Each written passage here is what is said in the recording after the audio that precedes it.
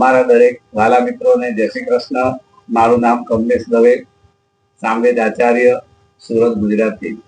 મિત્રો, આવતીકાલે ઉત્તર ભારતીય પ્રમાણે શ્રાવણ મહિનો છે અને આવતીકાલે છે હરિયાળી અમાવસ્યા।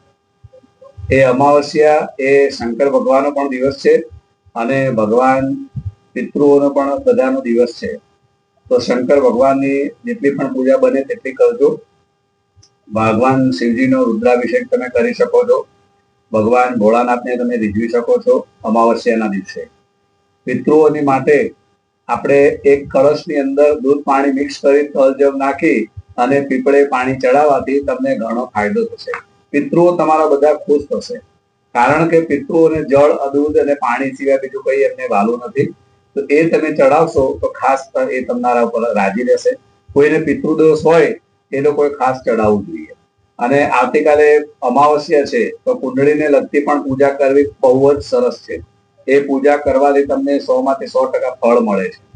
બીજું કે આવતીકાલથી ગુજરાતમાં દશા માતાનું વ્રત પણ ચાલુ થાય છે। તો જે દરેક ભાવિક ભક્તો દશા માતાનું વ્રત કરતા હોય તેમને મારા તરફથી પ્રાર્થના છે મા દશા માતાને કે જે તમે મનોકામના માટે પૂર્ણ વ્રત કરો છો એ માતાજી તમારી મનોકામના જરૂર પૂર્ણ કરે અને દશા માતાની ખૂબ તમારા ઉપર, તમારા પરિવાર ઉપર કૃપા બનેલી રહે। તો મિત્રો, અમાવસ્યાનું ઘણું બધું મહત્વ છે। તો ખાસ તમે પૂજા કરજો ભોળાનાથની અને પિતૃઓની। પિતૃઓને પણ આપણે ઘરે પાણીયારે દીવો કરી અને પ્રસાદ પણ તમે ભોગ તમે ધરાવી શકો છો। કહેવાય છે કે પિતૃઓની કૃપા હોય ને તો ઘરમાં લીલા લહેર થાય છે। દેવતાઓની પૂજા બધા જ કરે, પણ આપણા પિતૃઓની પૂજા એ આપણા કુળના જે હોય, આપણા પરિવાર વાળા હોય તે પૂજા કરી શકે છે।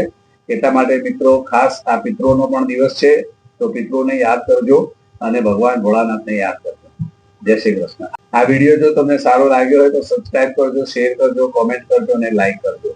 વધુ જ્ઞાન આપણે આવતીકાલે લઈશું। જય શ્રી કૃષ્ણ।